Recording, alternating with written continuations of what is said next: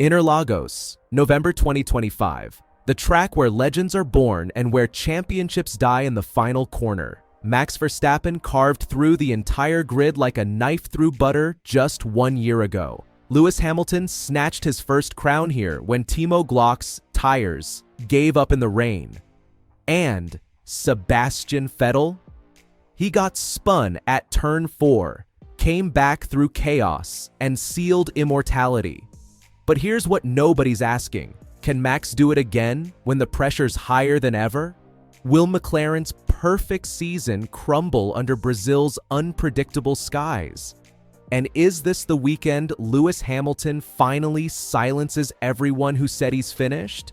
Because if there's one thing Interlagos promises, it's that what you expect will never be what you get. Let's talk about what makes this weekend different. We're heading into Brazil with 3 drivers fighting for glory: Max, Lando, and Oscar. The championship battle that started in Bahrain now comes down to these final races. And Ferrari? They're lurking.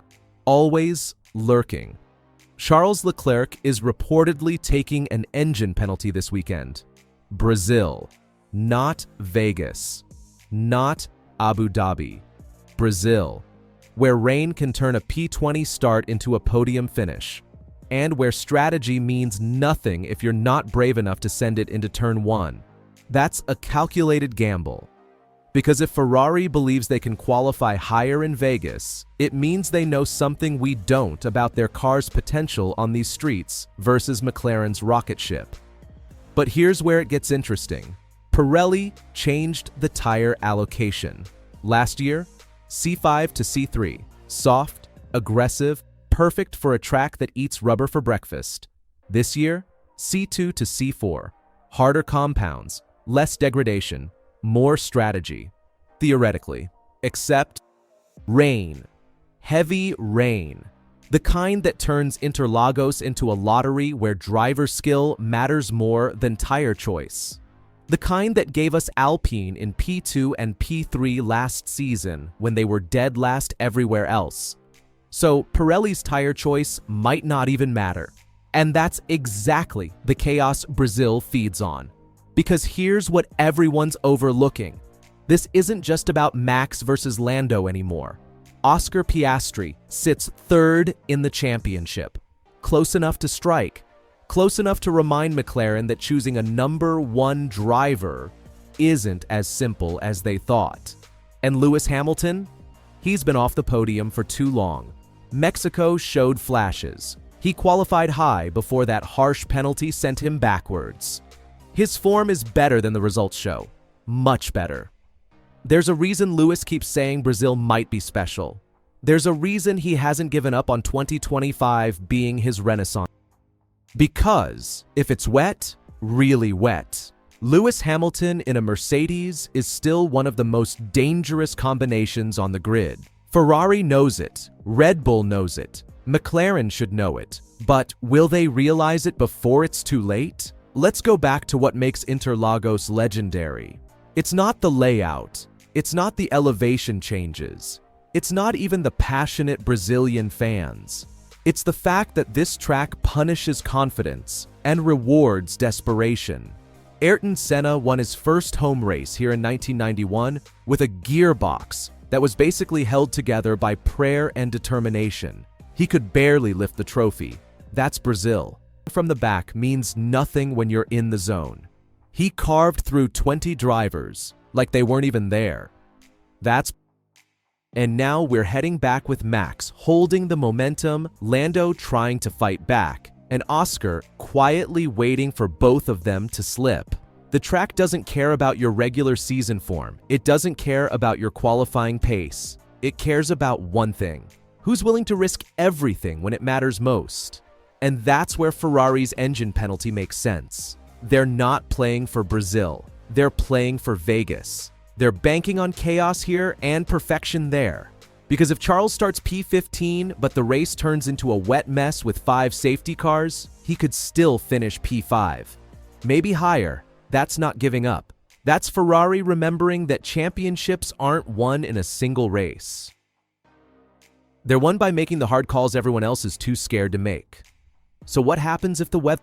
Red Bull thrives. Max has proven he's untouchable in mixed conditions. The car might not be dominant anymore, but in the wet, it's stable, predictable, and Max knows exactly how to extract every tenth. McLaren panics. Lando struggled massively in the wet last season. He's better now, sure, but Brazil in the rain isn't practice. It's survival. Oscar's strong, but even he admitted he's still learning how to race in these conditions at this level. Mercedes pounces. Both cars suddenly become threats. George Russell's been quietly consistent. Lewis has been waiting for this moment. If it rains, don't be surprised if you see silver cars on the podium again. Ferrari gambles everything. Charles starts from the back, but so does everyone else when the safety cars come out. And if the strategy calls work, if they nail the tire changes, if they time the shifts from wet to intermediate perfectly, suddenly that engine penalty looks like genius. But there's one more wild card nobody's talking about: Gabriel Bortoleto. His first Brazilian GP under pressure. A Brazilian driver at home. In a car that's not great. But Brazil doesn't care about your car. It cares about your courage. Can he pull off a Kevin Magnussen moment? Can he qualify in the top 10 and hold position long enough to score points? Because if he does, he becomes the story. Not Max, not Lando, him. Scenario 1. Max Verstappen takes pole, controls the race from lap 1, and extends his championship lead. Lando finishes second, Oscar third. The battle continues, but the momentum stays with Red Bull. Brazil rewards the brave, and Max is the bravest. Scenario 2. Rain chaos, multiple safety cars. Lewis Hamilton threads the needle, takes his first podium in months, and reminds everyone why he's a 7-time champion. Ferrari's gamble pays off with Charles fighting back to P5. Max and Lando both make mistakes, and suddenly the championship is anyone's game. Scenario 3. McLaren dominates in the dry. Lando takes the win. Oscar backs him up in second. Ferrari scores nothing. Red Bull's momentum dies. And suddenly, we're heading to Vegas with McLaren holding all the cards and Red Bull on the back foot for the first time all season. Which one happens? Nobody knows. That's why it's Brazil. So here's what we're watching for. Will Ferrari's engine penalty gamble break them or save their season? Can Lewis Hamilton prove that his best days aren't behind him? Or will Brazil expose the truth he's been avoiding?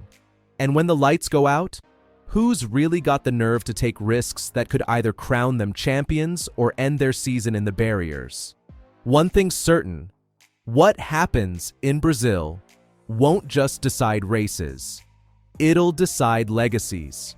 Because at Interlagos, you don't just race the track. You race history itself. If you made it this far, you already know this isn't just another race weekend. It's the weekend that separates the legends from the lucky. So tell me, who's walking away from Brazil as a hero and who's leaving as a cautionary tale?